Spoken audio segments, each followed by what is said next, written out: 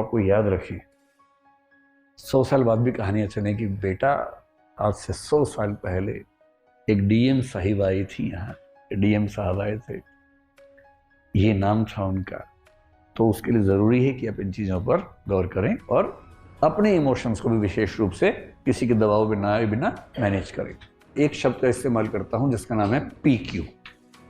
ये आपके लिए शायद नई चीज़ होगी। सुना है PQ क्या होता है? नहीं सुना? तो P से बनते हैं 3 शब्द। एक शब्द बनता है परसिस्टेंस, और ये आमतौर पर इसी रूप में चलता भी है, परसिस्टेंस कोशिएंट। लेकिन परसिस्टेंस की जो बड़ी बहन है या जो बड़ा भाई है, वो यूपीएससी के पाठ्यक्रम में भी है।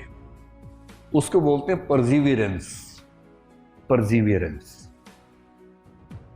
और इन दोनों की सबसे छोटी बहन जो काफी छोटी है लेकिन वो भी उस घर का हिस्सा है, वो भी P से है, उसको बोलते हैं पेशेंस। वैसे ये चीजें इमोशनल इंटेलिजेंस का हिस्सा बनती हैं, पर एक विशेष फोकस इस पर देने की जरूरत है। विशेष रूप से अगर आप आईएएस की तैयारी कर रहे हैं, अगर आप कोई छोटा मोटा एग्जाम होता ना तो शायद बहुत दिक्कत ना होती, पर आपने जो युद्ध चुना है वो युद्ध बड़ा युद्ध है। अगर युद्ध पड़ोस की गली के किसी से होता तो बात अलग थी। ये सिकंदर का भारत में आने जैसा युद्ध है। सिकंदर के हारने की या भारत से लौटने की असली वजह क्या है, बड़ी डिबेट्स हैं। मेरे ख्याल से उसकी बड़ी वजह है कि उसकी सेना परजीवियरेंस खो चुकी थी अपना, और सेना अगर परजीवियरेंस खो चुकी है तो अब युद्ध लड़ नहीं सकते, जीत नहीं सकते। सबसे बड़ा संकट ये होता है। इसका मतलब क्या होता है? परसिस्टेंस का बेसिक मतलब होता है कि लगातार निरंतर प्रयास करते रहना। ये जो निरंतरता वाला तत्व है, अब मैं एक दो मनोविज्ञान की बातें बताता हूं, आप लोग ऐसा फील करते होंगे। जैसे आप लोग देखो, आप में से कुछ बच्चे ऐसे होंगे जो घर से आए हैं इसलिए कि उनके पेरेंट्स ने लात मार के भेजा है कि चौधरी का बेटा आईएएस बन गया, तू नहीं बनेगा, नहीं बनेगा, नहीं बनेगा, चलो आईएएस बन गया। आप में से 2 4 5 ऐसे होंगे, हाथ खड़ा करें या ना करें, लेकिन मैं भावना समझ सकता हूं आप लोगों की। फिर भी बताओ कौन कौन है जो ऐसे भेजा गया है? मतलब थप्पड़ मार के नहीं, लेकिन डांट के ही बेशक। देखो वो कह रही है कि ये भेजा गया, हाथ नहीं खड़ा कर रहा है। 4 5 बच्चे ऐसे इशारा कर रहे हैं, यही है, यही है वो, यही है वो बच्चा, ऐसे भेजा गया। हाँ कह रहे हैं, हाँ सर ऐसे भेजा गया। कोई बात नहीं, ऐसे बच्चों के लिए मोटिवेशन बहुत मुश्किल चीज़ है, लेकिन धीरे धीरे आ जाएगा। हो सकता है कि आपको 2 4 महीने पढ़ते पढ़ते लगे यार यार बड़ी मजेदार पढ़ाई है, और मजा ही आने लग जाए। ऐसा भी होता है कभी कभी। हिंदी फिल्मों में क्या होता है, शादी जबरदस्ती हो गई, विरोध है, धीरे धीरे अच्छा लगने लगता है, और फिर वो वैसी वाली जो फिल्में होती है ना, जो बहुत धार्मिक भाव से बनाई जाती हैं कि कैसे अपरिचित लोग मिलके फिर ठीक हो जाते हैं, उस थीम से। आप में से कुछ ऐसे बच्चे होंगे जो आईएएस की तैयारी करने नहीं आए हैं, आईएएस की तैयारी के बहाने से दिल्ली आए हैं। क्योंकि छोटे शहर और गांव में स्कोप कम रहता है, दिल्ली में स्कोप ज्यादा है। अच्छा, जितना है उससे ज्यादा का शोर है। जैसे भारत के लोगों को लगता है कि यूरोप में तो कुछ है ही नहीं दिक्कत, जाओ और कोई दिक्कत ही नहीं है वहां। तो ऐसा नहीं है, वहां भी समाज है, और वो भी समाज वैसे ही काम करता है जैसे हर समाज काम करता है। कई लोगों के मन में धारणा होती है अमेरिका में तो एकदम खुला खेल फरूखाबादी है, जाओ वहां लोग तैयार वेट कर रहे होते हैं, कोई प्रेम करने के लिए आएगा हमसे। ऐसी धारणा लोगों के मन में है। एक भरा पूरा समाज है उनका, ये मंडी नहीं है, मजाक नहीं है।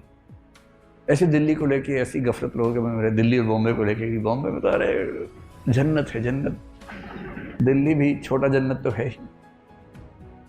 तो कई लोग इस चक्कर में आते हैं कि यार, और पेरेंट्स को कैसे समझाएं, तो सीरियस 4 दिन किताब पढ़ के बोलते हैं पापा सोच रहा हूँ कि आईएएस बन जाता हूँ। अच्छा, पापा को लगता है हमारे 7 पुश्तों से सपना चला रहा है ये वाला।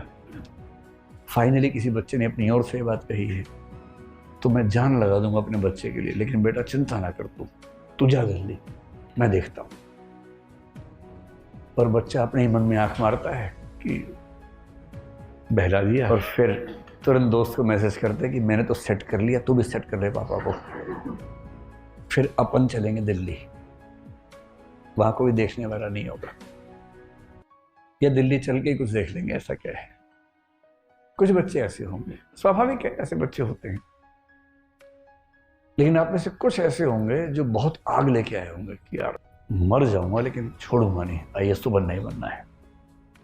ऐसे कितने लोग हाथ खड़ा। तो आईएएस बनने की संभावना आप लोगों में ज्यादा है जिनके अंदर ऐसा एक मोटिवेशन की आग इस तरह की है कि हाँ बनना है।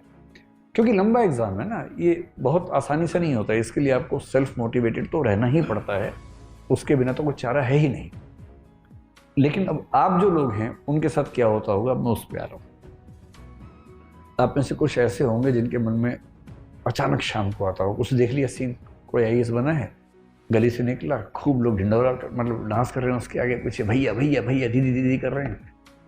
आप साथ से निकले, किसी ने धक्का दे दिया आपको और आपको लग रहा है कि यार ये क्या हो रहा है, हमें कोई पूछ ही नहीं रहा। और इनको देखो मेला लगा हुआ है इनके आसपास, तो किससे पूछा आपने क्या मिला है भाई, किसने बताया कि आईपीएस बने इस बार, आईपीएस। आपको लगा अच्छा तो हम भी बनेंगे अब तो, अगर आईपीएस बनने से इतना सम्मान मिलता है तो हम भी बनेंगे। ये एक मोटिव आपको मिल गया, एक ड्राइव आपको मिल गई।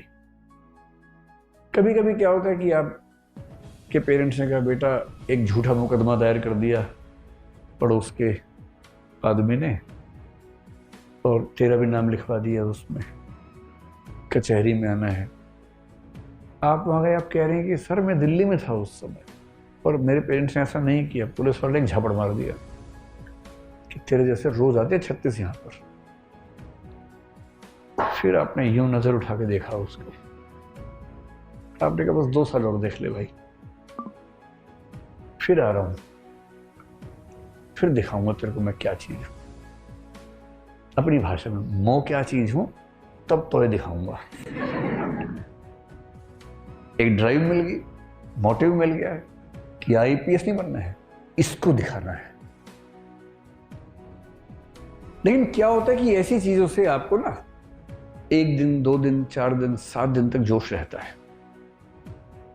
बहुत जोश।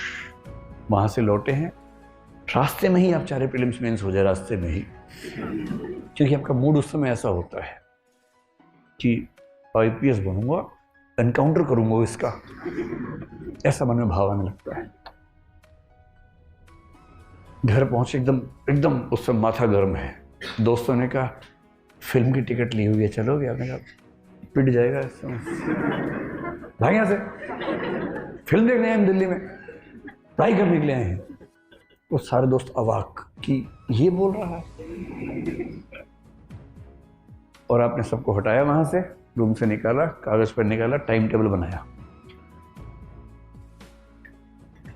5 AM to get up, 5:15 to 8:45 studies, 8:45 to 9 breakfast, 9 to 2 studies, 2 to 2:15 lunch, 2:15 to 3 studies, 3 o'clock class, 5:30 पे क्लास खत्म, 5:30 से 6 तक दो चार बातचीत, फिर घर आना, 6 to नाइट 2 स्टडीज, या 12 बजे, और 12 बजे सोना है, 5 बजे उठ जाना है। और फिर देखा, काउंट किया, दिन के 16 घंटे हो गए। अरे बोला ठीक है, पहले हफ्ते में नहीं हो रहे थे, अब तो दिन में होने लग गए इतने। अच्छी फीलिंग आ रही है, फीलिंग बड़ी अच्छी आ रही है। और उसके बाद एक दोस्त आए कि भाई सब ठीक तो है? ठीक भी नहीं, कल से यहाँ तपस्या होगी, कल से नहीं आज से होगी, आज ही रात से शुरू होगा, डिनर के बाद से शेड्यूल शुरू होगा, और तेरा भाई आईएएस बनेगा, पहले अटेम्प्ट में इसी साल बनेगा। कुछ दोस्त दबाव में आ जाते हैं, कुछ को आइडिया होता है, तो फिर आप पढ़ना शुरू करते हैं। आमतौर पर 6-8 घंटे में मामला सेट हो जाता है, कभी कभी 1-2 दिन चल जाता है। अगर ज़्यादा गंभीर चोट लगी हो दिल पे तो 1 दिन 2 दिन 3 दिन चलता है। अगर गुस्सा बहुत तेज आया है तो कितने समय तक चलेगा? आप बहुत लंबे समय तक बहुत तेज गुस्सा नहीं कर सकते। बहुत तेज गुस्सा कुछ सेकंड्स, कुछ मिनट खत्म हो जाएगा, और उस सेकंड या मिनट में कुछ ऐसा कर देंगे जिसका असर जिंदगी भर रहेगा। किसी को ऐसा बोल दें और उस समय कोई दोस्त आ गया आपके पास कि यार 200 रुपये मिल जाएंगे, और आप चरम गुस्से में हैं। अब मैं भिखारी है क्या? जब देखो पैसे मिल जाएंगे, भिखारी कहेंगे भाग ऐसे। अब जो उसके दिल पे चोट लग गई है ना, अब जिंदगी भर वो नॉर्मल नहीं हो पाएगा आपके साथ। इसलिए गुस्से को कंट्रोल करना इमोशनल इंटेलिजेंस से बहुत जरूरी है। यूपीएससी ने सवाल पूछा, गुस्से पर पूछा सवाल यूपीएससी। अगर गुस्सा आपको कंट्रोल करता है तो कुछ ना कुछ ऐसा आप कर बैठेंगे जो जिंदगी भर नुकसान करेगा। इसलिए इमोशनल इंटेलिजेंस कहती है, मैं भी क्लास में समझाता हूँ कि जब गुस्सा आए ना तो गुस्से से बात करो कि भैया मैं तेरे चाहने से गुस्सा नहीं होऊंगा, अपने चाहने से होऊंगा। कितना गुस्सा करना है, कब करना है, कहाँ एक्सप्रेस करना है, मैं तय करूंगा। गुस्सा तय नहीं करेगा, या कोई दूसरा व्यक्ति जो गुस्सा दिला रहा है वो तय नहीं करेगा। इतना कंट्रोल सीखना है हमें। परसिस्टेंस का मतलब है कि ऐसी आग नहीं चाहिए जो रात को लगी सुबह तक बुझ गई, वो आग नहीं चाहिए।